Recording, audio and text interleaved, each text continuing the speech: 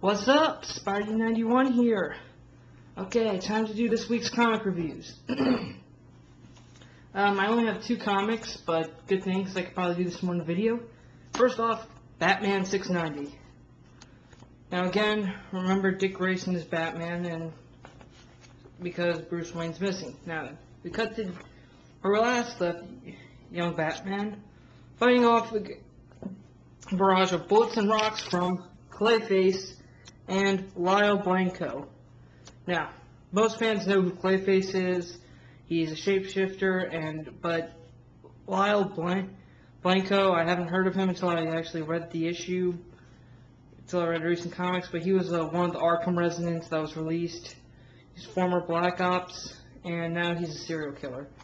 Anyways, Batman's fighting them. He launches some gas, the usual smokescreen bombs, bursts with gas mask, fights,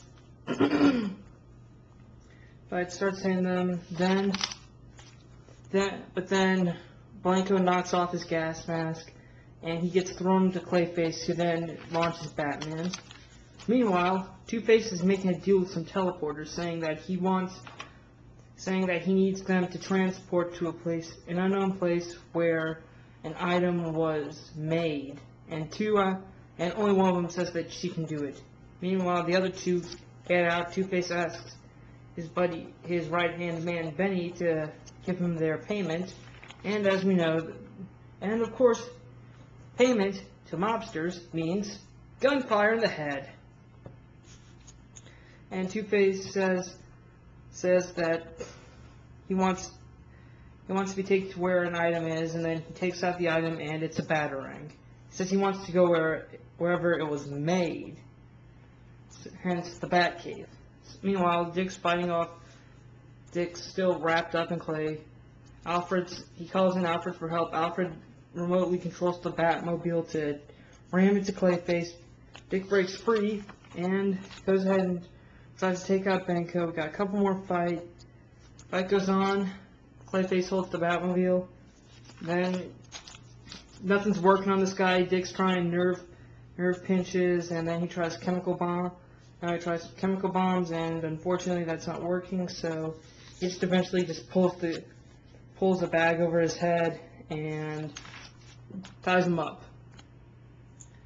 But then Blanco activates a remote detonator, which blows up that portion of the building, and Clayface notices.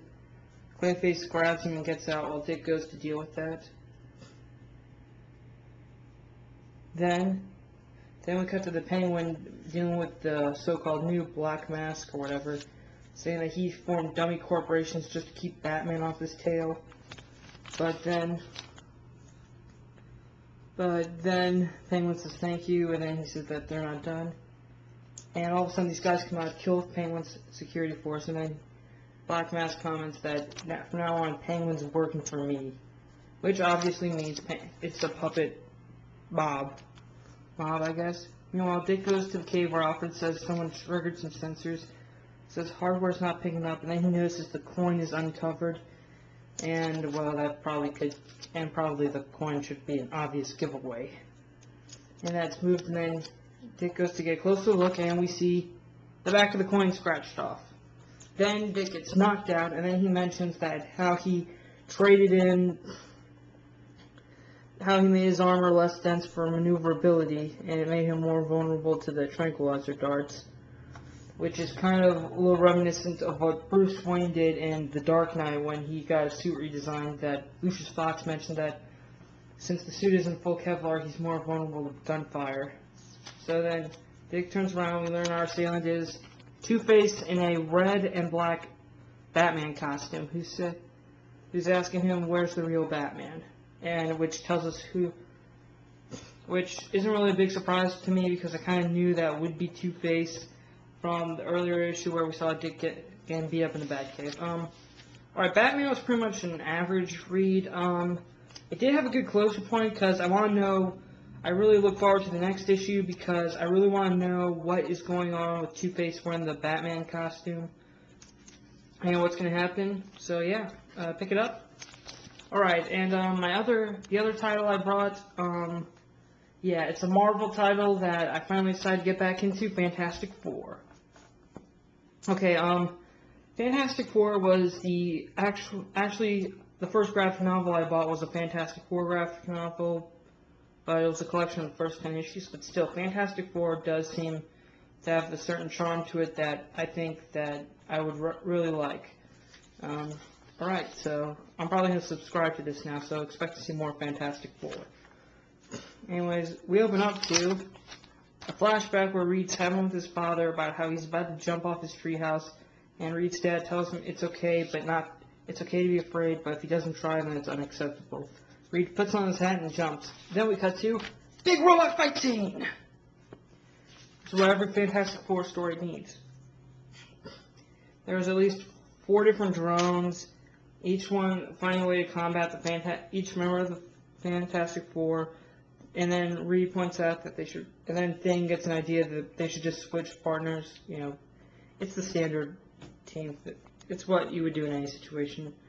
And it's revealed that the robots are controlled by the Wizard when they find some clones in the robots, and meanwhile it cuts the Wizard remotely controlling or getting a view from the robots, and we see his son there. And then, after they crush the robots, Reed takes a look at one of the clones, and he notices that he's found a bigger problem, and that there's another bomb, and that Wizard has a bomb out, and Reed says he can track the feed, but he only has one translocator, so he leaves alone, goes to the Wizard's lab, finds all the clones. They have a little back and forth of banter about how they're both really about discovery and about finding the origin of the universe. Wizard suggests they should work together, but then Reed ties him up and says that maybe when you're in jail we could probably publish a paper together. And luckily we're having a nice little family scene where Reed is telling Franklin, yeah, sorry. I don't know why I said Richard. Franklin and Valerie about his day. Which you have to admit, being the kids of Mr. Fantastic and Invisible Woman, you would want to know about their day. And then Reed mentions that he doesn't like talking. And then after Reed tells him the story, Franklin wants another, and Reed says that he doesn't really want to always talk about his adventures he has with his mother, that he gets that enough from his uncles, Ben and Johnny. And then he tells Franklin to go to bed, tucks Valerie in, and she says she notices that the top of the building is now an interdimensional panic room. Smart kid. So she's Reed's daughter. And Reed puts Franklin to bed. Franklin asks about what happens to the Wizard's son, and Reed says that hopefully that with the Wizard in jail, the kid was taken over to the authorities and hopes he's in a good foster home. And Franklin says that if you're going to help him, you have to try, right? Then Johnny mentions that since Ben had his heart broken, they should go on a vacation. He has 3 envelopes laid out, asks Ben to choose one. Ben chooses one. Johnny says, it's a 3-day, 2-night getaway resort getaway with beautiful superhero and celebrity Johnny Storm. And then Thing later opens them all and says they all say the same thing. And then they start going to bed. Reed says that he'll stay up a bit in the lab. And then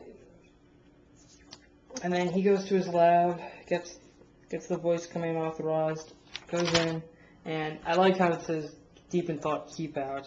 I gotta get one of those for my room.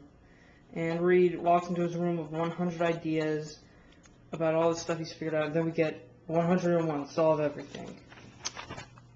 Alright. Then we get Reed. Okay, I'm gonna have to stop here to save time, so yeah, stay tuned for part